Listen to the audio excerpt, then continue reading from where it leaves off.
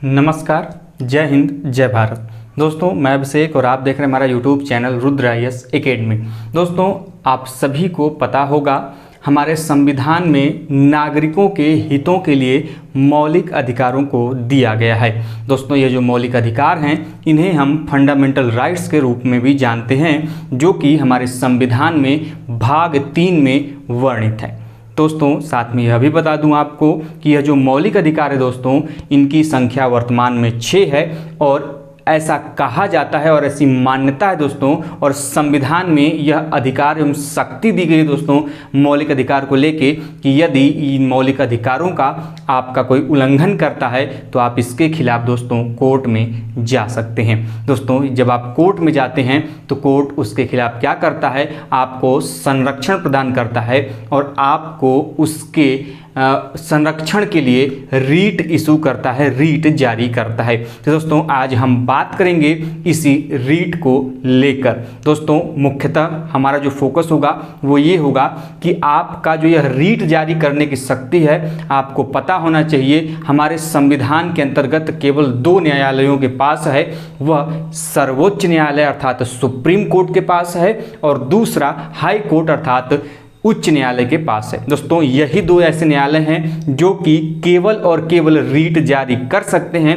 इनके अलावा देश का अन्य कोई भी न्यायालय रीट जारी नहीं करता है। तो दोस्तों, आज हम डिस्कस करेंगे कि आखिर जो सर्वोच्च न्यायालय या फिर उच्च न्यायालय रीट जारी करते हैं, क्या इनमें कोई अंतर है या फिर ये सेम है। दोस्तों, इसकी शुरुआत करने से पहले मैं बता दूं कि मैंने बोला अभी कि मौलिक अधिकारों के उल्लंघन पर मोटे तौर पर क्या जारी किया जाता है न्यायालयों के द्वारा। दोस्तों, जारी किया जाता है रीट। दोस्तों, यह रीट हमारे संविधान में कुल 5 प्रकार के वर्णित हैं। जैसे कई हैं, उनमें से आप नाम सुना होगा अधिकार परीक्षा, आपने सुना होगा उत्प्रेषण, ऐसे कई सारे हैं। परमादेश है, बंदी प्रत्यक्षीकरण है, कई सारे हैं दोस्तों, प्रतिषेध है। तो आपको ध्यान रखना है। तो कुल 5 प्रकार के रीटों की चर्चा की गई है हमारे संविधान के अंतर्गत। अलग अलग परिस्थितियों में न्यायालय अलग अलग प्रकार के रीटों को जारी करता है। आइए अब समझने की कोशिश करते हैं कि आखिर अंतर क्या है जब सुप्रीम कोर्ट अर्थात सर्वोच्च न्यायालय रीट जारी करेगा उसमें और उच्च न्यायालय जारी करेगा उसमें। दोस्तों, हम लोग कंपैरेटिव स्टडी के माध्यम से, तुलनात्मक अध्ययन के माध्यम से समझने की कोशिश करते हैं। देखिए दोस्तों, यह जो सर्वोच्च न्यायालय है, यह सर्वोच्च न्यायालय दोस्तों जब भी कोई रीट इशू करता है, जब भी कोई रीट जारी करता है दोस्तों, तो वह जारी करता है अपने संविधान के अनुच्छेद 32 में दिए गए अधिकार के तहत। ध्यान रखिएगा, ध्यान देने योग्य बात यहां पर क्या है कि यह जो रीट जारी कर रहा है अनुच्छेद 32 के तहत, यह स्वयं में एक मौलिक अधिकार है। आप लोगों ने जब संविधान में मौलिक अधिकारों को पढ़ा होगा तो आपको बताया गया होगा संवैधानिक उपचार का अधिकार। तो दोस्तों, ये जो संवैधानिक उपचार का अधिकार है यह अनुच्छेद 32 में है। अर्थात क्या कहता है संविधान? संविधान कहता है कि यदि आपका मौलिक अधिकार का उल्लंघन होता है तो उसके खिलाफ आप कोर्ट में जा सकते हो और कोर्ट आपको उसके प्रति क्या करेगा? संरक्षण प्रदान करेगा। और यही अधिकार आपका कहलाता है संवैधानिक मौलिक अधिकार अर्थात मौलिक संवैधानिक उपचारों का अधिकार। अब देखिए दोस्तों, हमने कहा कि यह जो अनुच्छेद 32 के तहत सर्वोच्च न्यायालय जारी कर रहा है, पहला पॉइंट ये है। वहीं पर यदि हाई कोर्ट जारी करेगा रीट इशू दोस्तों, तो वह करेगा अनुच्छेद 226 के अंतर्गत। सबसे पहला अंतर तो ये हो गया।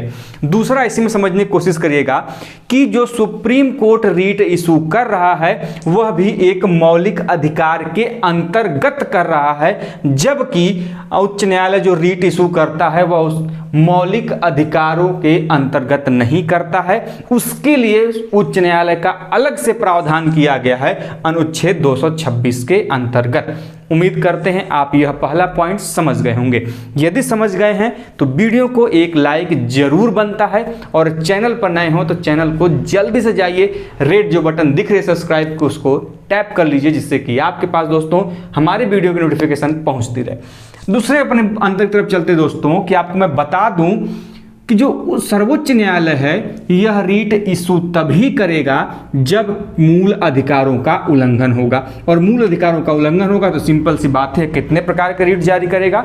5 प्रकार के। अब अच्छा ऐसा है क्यों भाई कि केवल मूल अधिकारों को खिलाफ ही रीट जारी कर सकता है? अरे भाई इसलिए ना जारी करता है, कहें कि यह अनुच्छेद 32 के तहत करता है, और 32 अनुच्छेद किसकी बात करता है? मौलिक अधिकार की बात करता है, फंडामेंटल राइट्स की बात करता है। तो सिंपल सी बात है, जब 32 खुद ही एक मौलिक अधिकार है तो यह केवल और केवल किसकी बात करेगा? मौलिक अधिकार की। तो दोस्तों केवल मौलिक अधिकारों के उल्लंघन पर ही रीट जारी कर सकता है। लेकिन बात करें उच्च न्यायालय के, तो इस मामले में उच्च न्यायालय सर्वोच्च न्यायालय को पीछे छोड़ देता है। क्यों भाई? क्योंकि यह मूल अधिकार के मामलों में रीट तो जारी करता ही करता है, साथ में दोस्तों यह अन्य मामलों में भी रीट जारी करने की क्षमता रखता है, उसके पास इसका अधिकार क्षेत्र भी है।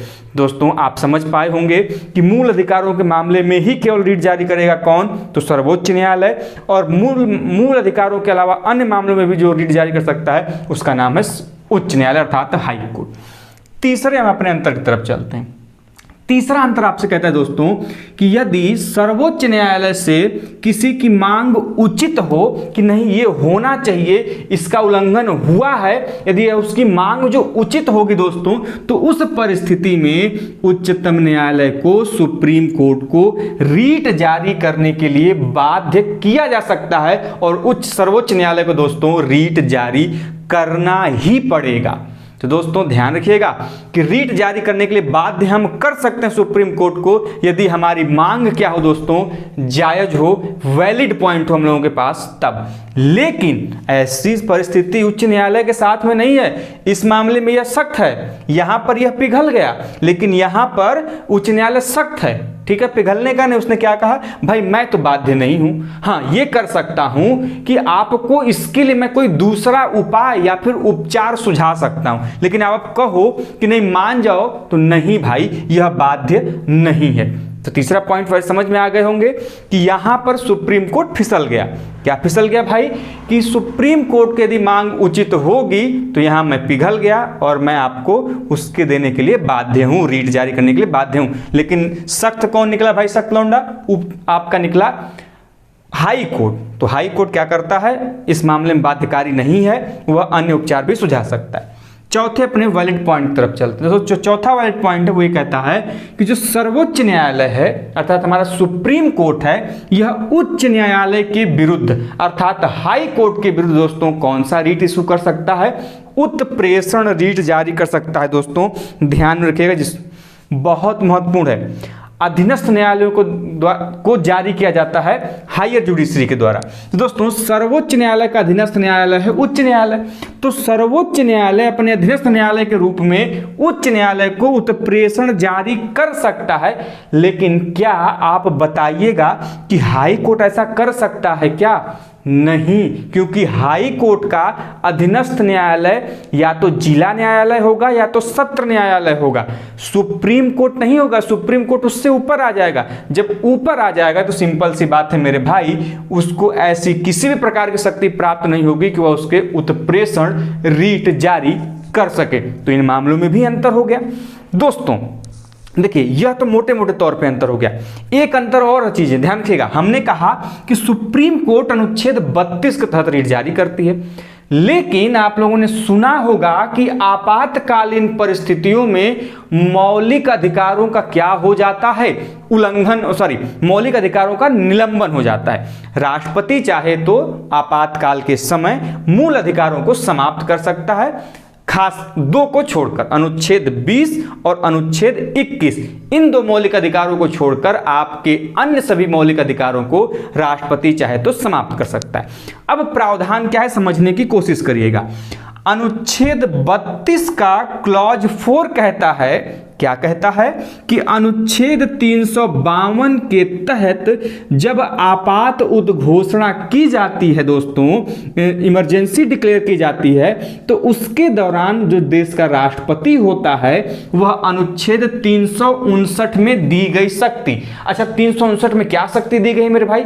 अनुच्छेद 359 कहता है कि राष्ट्रपति आपातकाल के समय में मूल अधिकारों का निलंबन कर सकता है। तो एक प्रश्न यहां से भी बनेगा, ध्यान रखिएगा कि अनुच्छेद 359 में दी गई शक्ति का प्रयोग करते हुए वह अनुच्छेद 32 के तहत मिले अधिकारों को भी क्या कर सकती है, निलंबित कर सकती है। हमने बोला केवल और केवल 2 मौलिक अधिकार निलंबित नहीं होंगे, वह 20 और 21 बाकी अन्य जो 12 से लेके 35 के बीच में है ना, वह सभी समाप्त कर दिए जाएंगे इन दोनों को छोड़ के। तो उनके बीच में तो 32 भी आ रहा है, तो 32 भी समाप्त हो जाएगा। और जैसे ही 32 समाप्त होगा तो सर्वोच्च न्यायालय रीट जारी नहीं कर पाएगा। ध्यान में रखिएगा।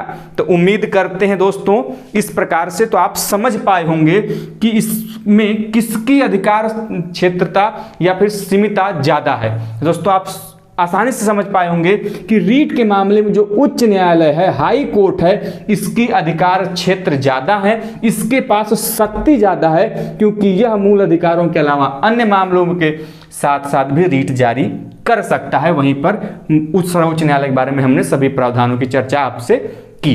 तो दोस्तों वीडियो कैसा लगा हमें कमेंट बॉक्स के माध्यम से जरूर बताइएगा।